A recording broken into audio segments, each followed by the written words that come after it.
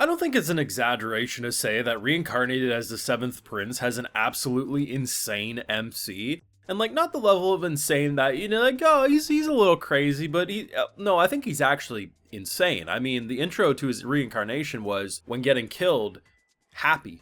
Like, wow, that's really cool.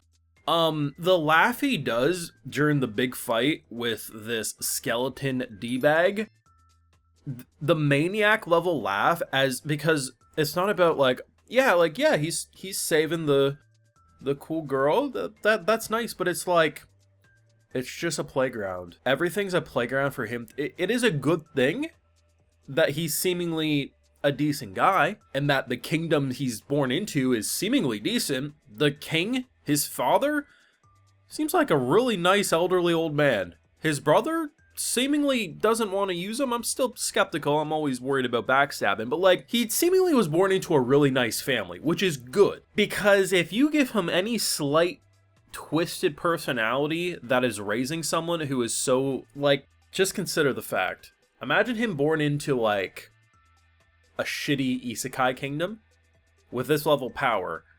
A king or a brother sees that and says, hey bro, you really like using all that crazy magic. He's like, yup, there's this kingdom who's kind of not paying their taxes. You should, I think it'll be fine. Just, this is your playground. Well, that doesn't seem very nice.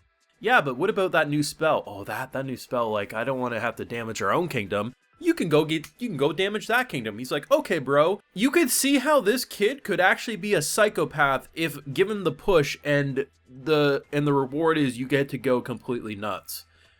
Thank God he's seemingly surrounded by good people, because rip to anyone otherwise. Full live reaction to this week's episode of Reincarnated as the Seventh Prince over on my Patreon. If you want to see my full and good thoughts of this or any of the episodes, it's going to be over there if you're interested. I mean, you knew you were getting something good when they skipped the opening. Like, I mean, when you start seeing the credits immediately start playing as the anime episode's going, like, you're in for a good ride. But just casually mastering breathing techniques that this girl Tao, like, she mentions after he leaves or whatever, that his giant super move is something even she can't do, and this kid's been practicing it for like less than 8 hours or something, right? Like, just casually mastering things. And the thing that's really fun about the action is how the magic looks. The magic and like the attacks, this breathing attack and everything like that. Everything about it, if you actually really look at like what the skeleton was doing, right? I don't even know how to describe the texture to it. It's like a galaxy level texture, but it has like a rustic appeal to it. The actual attacks that it was doing towards these characters wasn't really complex. It was pretty basic shapes. Like, that's what it was. It was basic shape animation, but it looked incredible. And it looked incredible for one simple reason. They didn't make it a generic white or black or red color. Like, a lot of anime, if they're gonna do like saw blade level attacks, or hey, this skeleton's gonna launch, devastating attacks, and it's not gonna be an explosion, it's not gonna be a fireball. It has like a basic design to it, right? And this did have a basic design, but the texture to it was so cool that I was like, damn, this actually looks beautiful. And I honestly think this isekai kind of solved an issue that I don't really have major issues with, but like often with fights, like, okay, that attack didn't really look that cool, but that one did.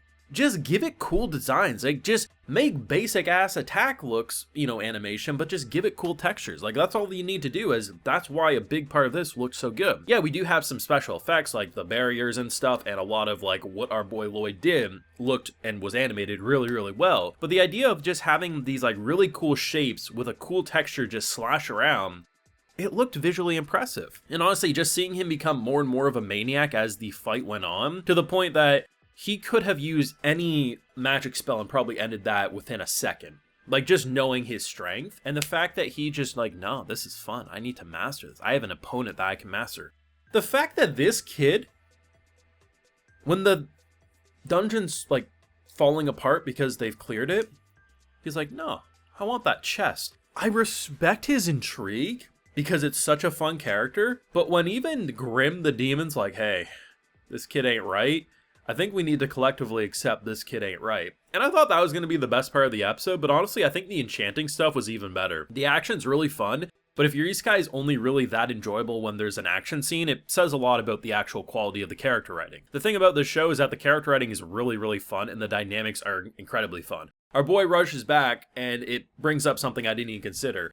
Grim got his ass beat by that maid because the maid thinks our boy's like a natural born prodigy. Like everything about him's incredible. And Grim couldn't keep up and just was beaten and bruised. Like it felt so defeated and disappointed from his perspective. It was hilarious. But the idea that the reward from that dungeon was a shitty looking knife, but it had an enchantment on it, and he strips it down. It was really cool seeing it like get peeled off and then seeing what makes up the enchantment.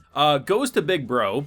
And this is really funny, but also it makes a lot of sense. These guards don't want to give up their newly bought swords and shit because enchantment in this world, like, it's a very low success rate, let alone give it to a 10-year-old kid. Like, but your future king says so, it's like, oh, fuck, yeah, okay, whatever, we do it. He had 120 swords, and he came back with 70 that were enchanted. And not just enchanted with like, oh, it's a little better. One of the guards literally cut their sheath in half because of how sharp it was. And he seemingly gave Excalibur to his brother. Like, the fact that he actually had 80, but he got a little greedy, wanted to add more. If he was given, like, mithril level ore, like swords made out of the best ore in the world, like diamond level quality, he could probably make Excaliburs for days. Honestly. If he had blades that were forged by Dragon's Breath, I'm pretty sure they would be able to keep up with his insane enchantments. But it's just so funny because, like, I honestly believe the brother's good. Like, I have a 90% hope that he's not going to be a scumbag and use us. But I've seen so many shows, especially in the fantasy genre, that's like, oh man, I'm just waiting. And it's not like we would be screwed and our boy would die. But it's like, if he turns out to be bad, God rip everyone because he's going to use him for so much shit and this world's not going to see it coming.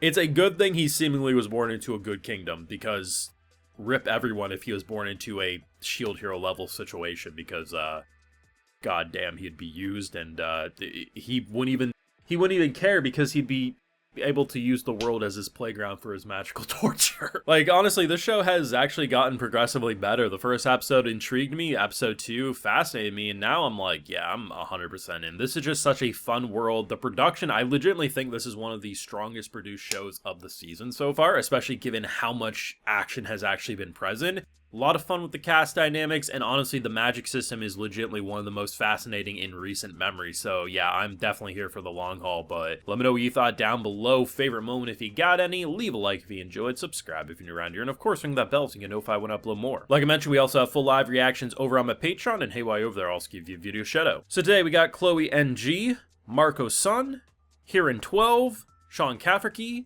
Ryan Kahalili, and Future Hamster. So I appreciate the support, everyone. Please take care. Have a good one.